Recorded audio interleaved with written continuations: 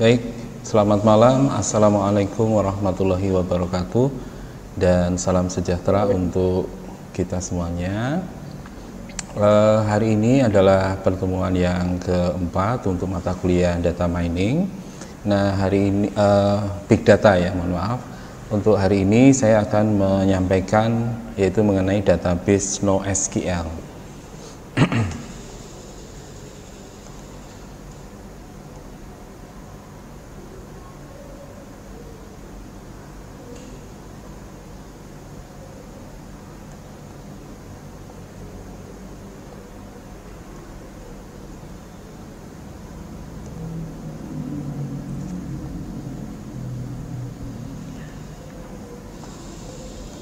Oke, baik, saya share presentation dulu di YouTube.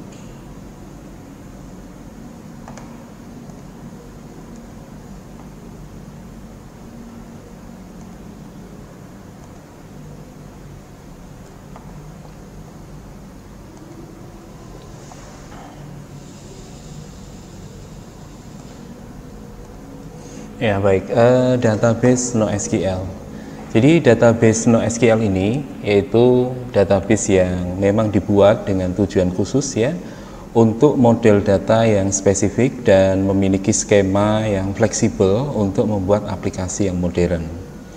Di mana database NoSQL ini dikenal secara luas karena kemudahan dalam pengembangannya, kemudian fungsionalitasnya dan kinerja di dalam berbagai skala untuk penggunaan khususnya adalah di big data, yaitu data yang berukuran besar.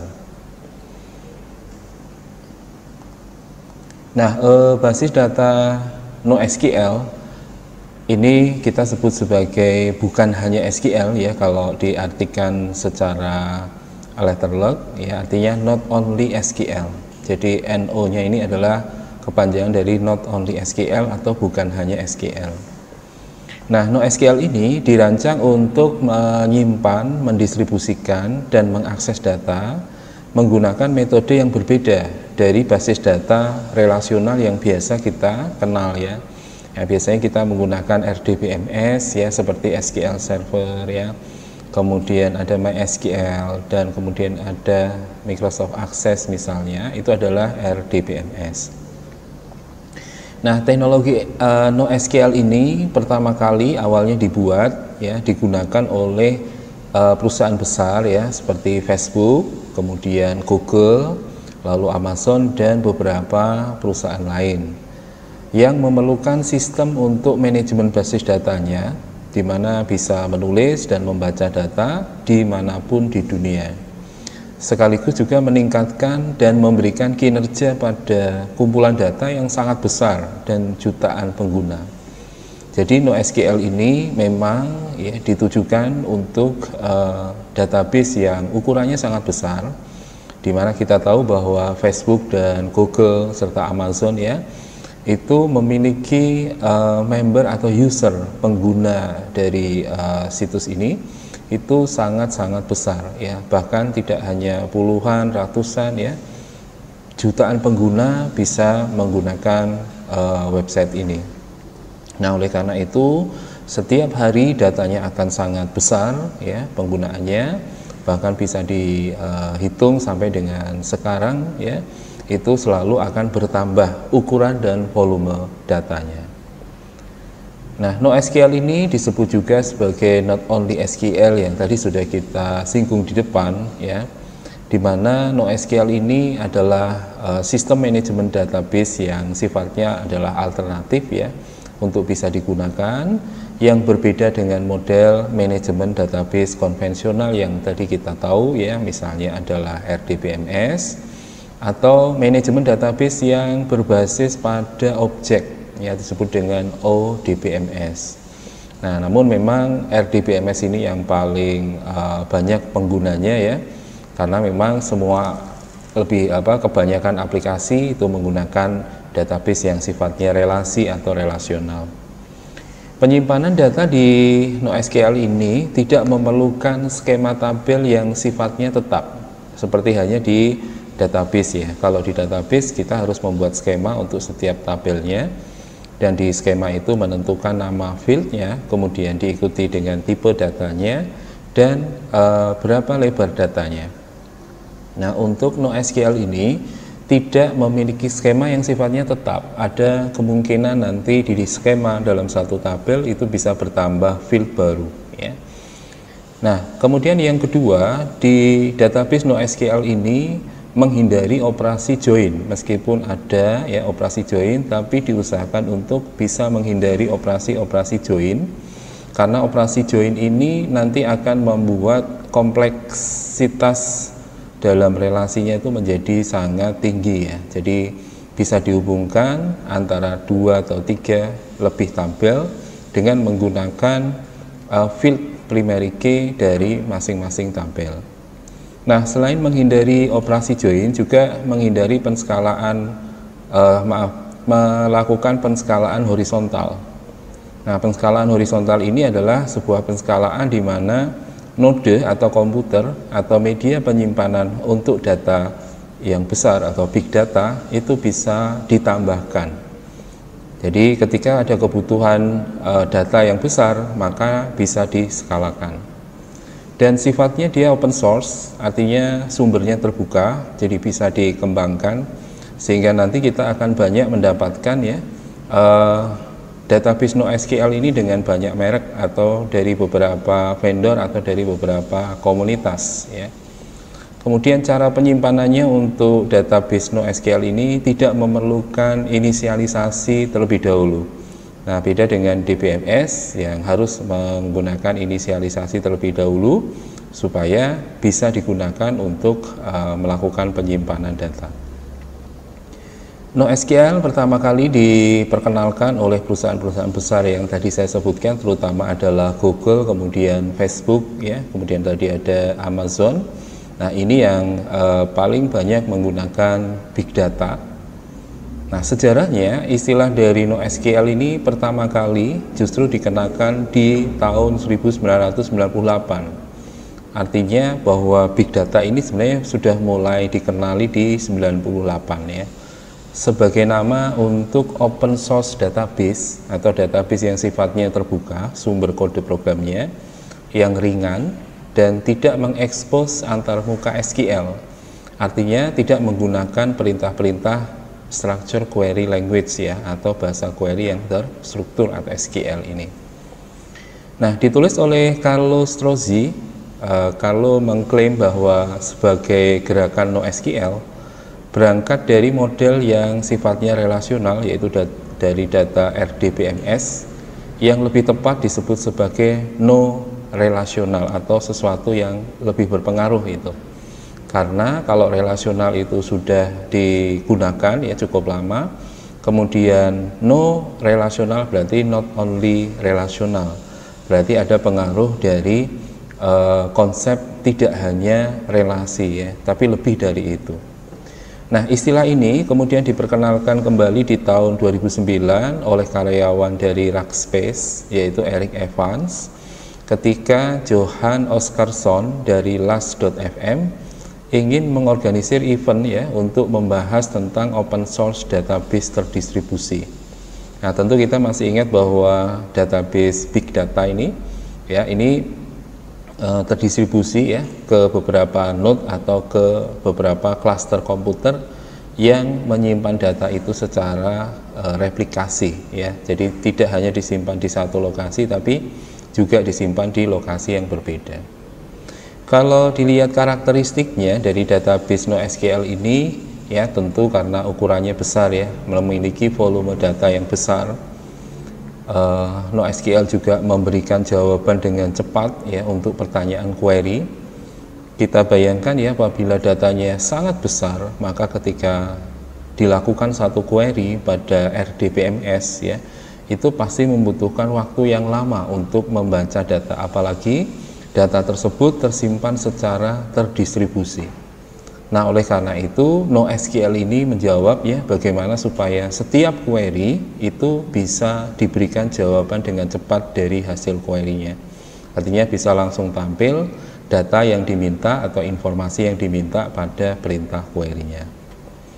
Nah, Untuk NoSQL ini akan lebih banyak nanti perintah query dan sedikit adanya update data.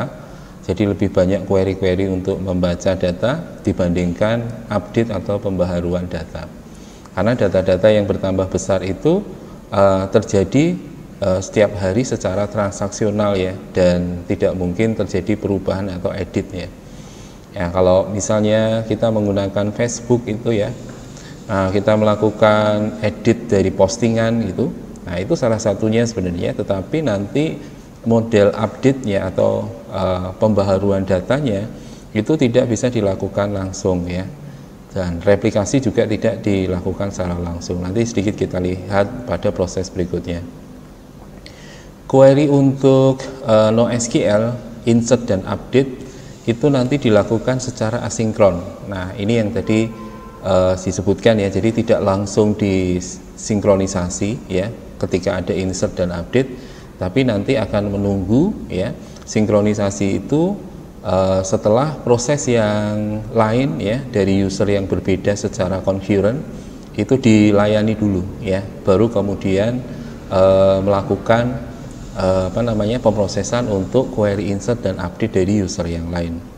Nah, tanpa membuat skema data atau struktur tabel, ini adalah ciri khas juga dari NoSQL ya. Jadi skemanya itu tidak tetap gitu, dinamis skemanya. Jadi tidak perlu membuat skema data yang sifatnya tetap. Lalu properti dari transaksinya yang bersifat ACID, yaitu atomic, consistent, isolated, dan durable itu tidak diperlukan, karena ACID ini banyak digunakan di RDBMS. Nah, kemudian apa yang digunakan?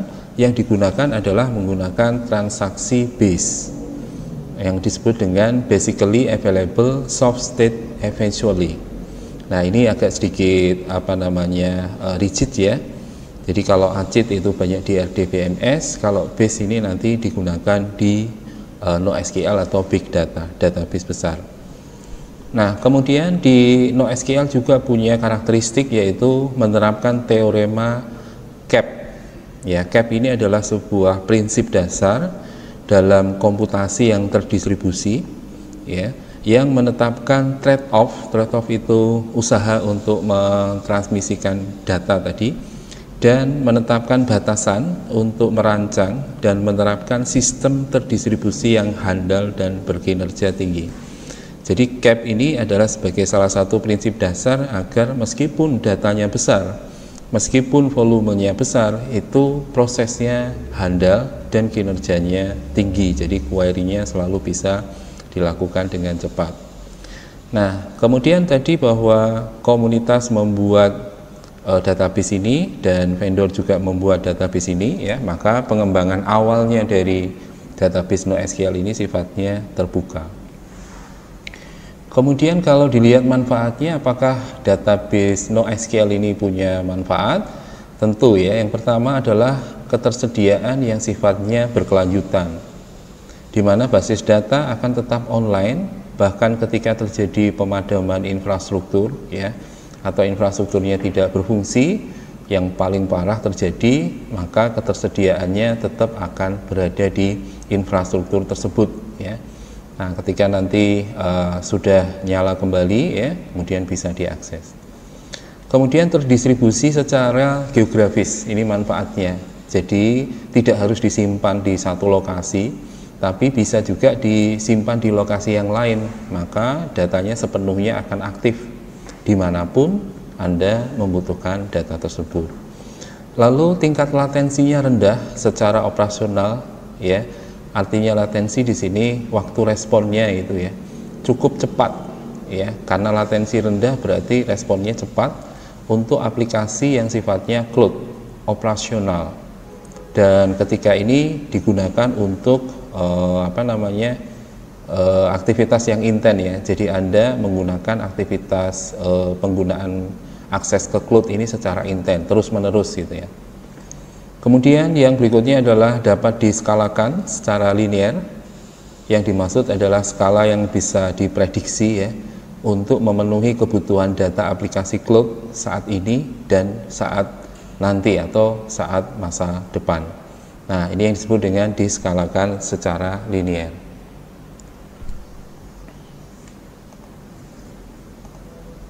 Nah, lalu jadi ada properti acid, di mana properti acid ini tidak digunakan di NoSQL ya. Yang pertama, acid itu adalah atomic, atomic. Atomic itu artinya semua pekerjaan dalam suatu transaksi selesai. Ya, kalau selesai disebutnya commit ya, atau tidak ada satupun yang selesai. Jadi salah satu ya. Jadi kalau selesai berarti commit, semuanya diupdate ya. Atau kalau rekod baru, rekodnya tersimpan ya, ada penambahan rekod baru, atau tidak ada satu pun ya yang terupdate. Nah, berarti nanti akan terjadi rollback ya. Kalau rollback ini berarti dibatalkan, data yang tadinya mestinya diinput tidak jadi diinput, atau melakukan update di dua tabel ya. Tabel satu gagal, maka otomatis tabel yang kedua juga harus di rollback ya, digagalkan. Karena kalau data yang kedua di tabel yang kedua tetap disimpan ya, nanti akan terjadi miss ya, miss data karena yang satunya harus juga terisi tetapi kemudian gagal, tapi yang keduanya bisa diisi. Kemudian berikutnya adalah konsisten, yaitu sebuah transaksi mengubah database dari satu keadaan konsisten ke keadaan konsisten yang lainnya ya. Nah, jadi konsistensi ini nanti didefinisikan di dalam satu batasan tertentu ya. Jadi kalau ada data yang sudah terinput ya, data itu diakses dari manapun, disimpan, didistribusikan dimanapun, itu akan sama. Kemudian isolated, yaitu hasil dari setiap perubahan yang dilakukan selama transaksi tidak terlihat sampai transaksi tersebut dilakukan, itu artinya terisolasi. Lalu durable, yaitu hasil dari transaksi yang dilakukan tetap bertahan dari kegagalan ya. Nah, untuk transaksi yang menggunakan NoSQL yaitu BASE. BASE ini kepanjangan dari Basically Available Substate Eventual Consistency. Jadi transaksi BASE ini adalah kebalikan dari transaksi ACID, yaitu Atomic, Consistent, Isolated, dan Durability. Nah, Basically Available itu artinya bahwa sistem dijamin tersedia jika terjadi kegagalan. Jadi ketika terjadi masalah ya, kemarin ada kegagalan pada rak harddisknya atau ada kegagalan pada node-nya, komputernya, itu tetap bisa dijamin ya, datanya bisa diakses karena direplikasi di node atau di komputer yang lain. Atau kalau itu di rak dalam harddisk di dalam rak, itu tersimpan juga di harddisk yang lain sehingga bisa diarahkan ke harddisk yang tidak sedang terjadi masalah. Lalu yang kedua adalah soft state, yaitu keadaan data bisa berubah tanpa interaksi aplikasi karena pada akhirnya akan terjadi konsistensi. Nah, jadi ketika ada input data ya, misalnya di satu node, kemudian di dalam prosesnya akan direplikasi, akan didistribusi ke node yang lain. Nah, ini tidak perlu lagi berinteraksi dengan aplikasi, diinput lagi di node yang lain, tidak. Jadi nanti akan direplikasi ya oleh node yang menerima update tadi itu atau mendapat penambahan data, kemudian akan dilakukan replikasi ya, sehingga data di node yang lain yang nanti akan digunakan itu ya sifatnya akan konsisten. Jadi pada akhirnya nanti akan konsisten dengan sendirinya gitu ya, setelah terupdate semuanya lengkap. Nah, kemudian yang terakhir eventual consistency. Nah, sistem yang pada akhirnya tadi akan konsisten setelah aplikasinya memasukkan data ya. Data akan direplikasi ya tadi ke node yang berbeda dan pada akhirnya nanti akan mencapai keadaan yang konsisten yang akan sama dengan node yang tadi melakukan perubahan. Nah, untuk node yang tidak melakukan perubahan sementara datanya akan direplikasi ke node tersebut, nah ini nanti akan dilakukan sinkronisasi. Jadi tidak perlu lagi berinteraksi dengan aplikasi, diinput ulang begitu tidak perlu. Ya, nanti akan konsisten dengan sendirinya dengan melakukan replikasi data dari node yang tadi berinteraksi dengan aplikasi untuk input datanya. Nah, namun konsistensinya tidak dijamin di tingkat transaksi. Maksudnya bahwa ketika terjadi transaksi itu terjadi pada node tertentu, pada komputer tertentu, komputer yang lain tidak sedang melakukan transaksi itu, maka tidak bisa dijamin tingkat konsistensinya. Karena apa? Karena belum ada yang lain, node yang lain belum mendapat replikasi data dari node yang sedang digunakan. Harus menunggu dulu ya, sinkronisasinya selesai, nanti pada akhirnya akan konsisten dan dia bisa menyediakan ya data dari query yang diminta oleh komputer atau user yang lain. Jadi menunggu selesai dulu, menunggu selesai untuk datanya diupdate. Nah, kalau dilihat perbedaannya ya dari NoSQL dengan RDBMS ya, dari struktur datanya atau skemanya ya tadi ya. Kalau RDBMS ini database-nya pasti berisi tabel, tabelnya ada kolom dan baris. Kemudian semua baris mempunyai struktur yang sama gitu ya. Jadi ada nama field-nya, nama atribut ya, kemudian tipe data field itu, kemudian keterangan ya. Kalau ada lebar data field ya, tipenya itu lebarnya berapa. Nah, ini akan sifatnya konsisten ya, terstruktur gitu. Kemudian kalau di NoSQL bisa memilih struktur data yang diinginkan. Jadi tidak akan hanya berada pada satu struktur saja gitu. Nah, sehingga nanti bisa disebut sebagai data yang disimpan itu bentuknya natural. Ya, seperti apa adanya, misalnya seperti dokumen, grafik atau objek gitu ya. Jadi data-datanya itu disimpan senatural mungkin ya, sebagaimana data yang nanti akan di-query disimpan apa adanya dengan format yang sesuai ya. Itu. Kemudian dari fleksibilitas skemanya ya atau strukturnya tadi ya. Kalau RDBMS skemanya sulit untuk dimodifikasi ya. Karena kalau udah dibuat satu tabel gitu, kemudian tabel itu diisi ya dengan banyak record ya, sudah berisi 1000 record, ditambah satu field, itu berarti nanti harus mengisi field kosong yang jumlahnya juga 1000 tadi. Jadi tidak bisa dimodifikasi, sulit, meskipun bisa akan kesulitan untuk mengisi record yang kosong tadi itu ya. Kemudian yang kedua, dari skema DBMS ini menggunakan relasi dan berhubungan dengan tabel yang lainnya ya, yang disebut dengan ERD atau Entity Relationship Diagram, yang menggambarkan relasi antar tabel. Nah, kemudian kalau di NoSQL itu struktur datanya bisa dirubah secara dinamis. Jadi kalau ada perubahan ya bisa ditambahkan gitu. Ya, dan tidak khawatir untuk harus mengisi semuanya karena isinya itu bisa sesuai dengan kebutuhan ya di big data tadi untuk menyimpan apa, apakah itu teks berupa dokumen gitu ya, atau berupa file dengan format yang lain ya, image atau gambar gitu ya, karena akan bisa berisi beberapa jenis dari file yang disimpan di database ya. Nah, data kalau di NoSQL itu kadang bersifat buram atau tidak jelas. Kenapa? Karena kalau di RDBMS itu kan kalau udah diisi itu jelas ya, artinya strukturnya tidak berubah. Tapi kalau di NoSQL kan strukturnya bisa berubah. Nah, kejelasannya itu nanti setelah data itu konsisten gitu ya. Jadi setelah ada penambahan sampai sekian lama digunakan, terus tidak ada perubahan yang signifikan, nah berarti di situ semakin jelas ya. Tapi selama proses datanya diisi, kemudian ada kebutuhan lain untuk merubah skema datanya itu, ya bisa dibilang itu sifatnya belum jelas ya, masih buram gitu ya. Nah, nanti setelah terisi lengkap ya baru disebutnya jelas.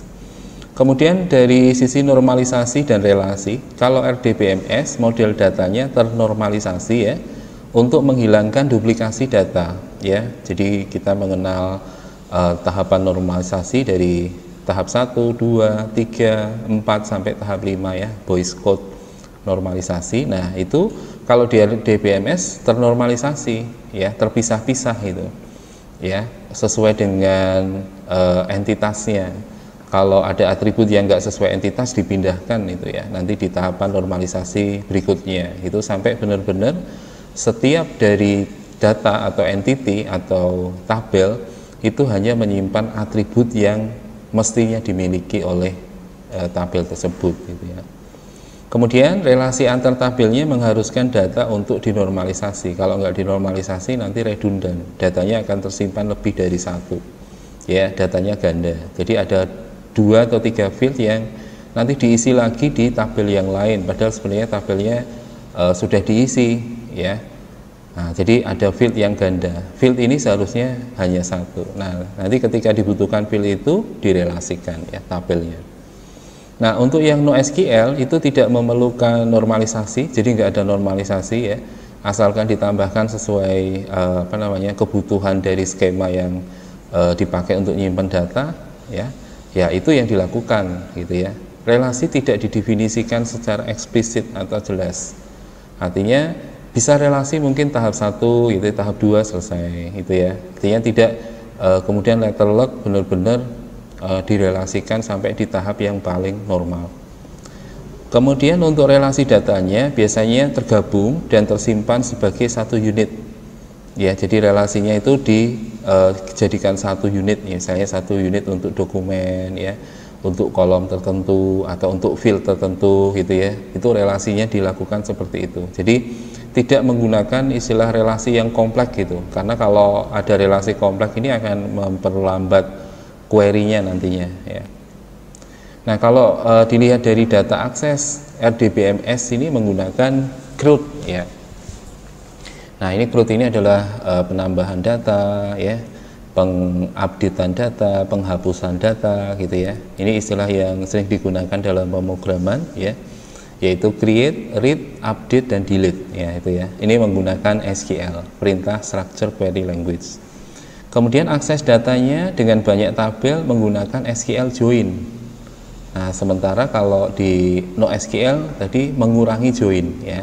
Jadi ada relasi tapi tidak terlalu banyak relasi joinnya.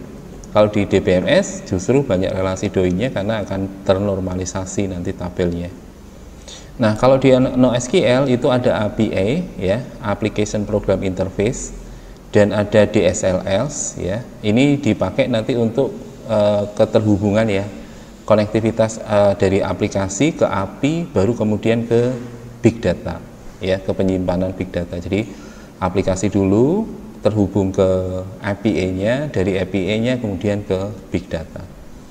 Nah, ini ada software-nya itu menggunakan Pig, kemudian ada Hive, ada Gremlin.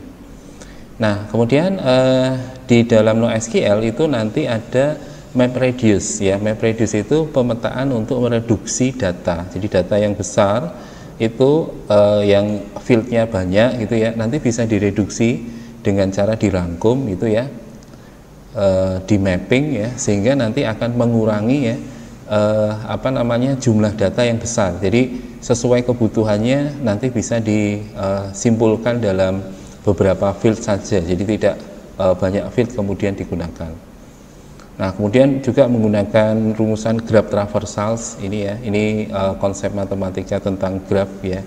Ada hubungan relasi antara edge atau node atau titik, gitu ya, menggunakan teori matematika graph, ya.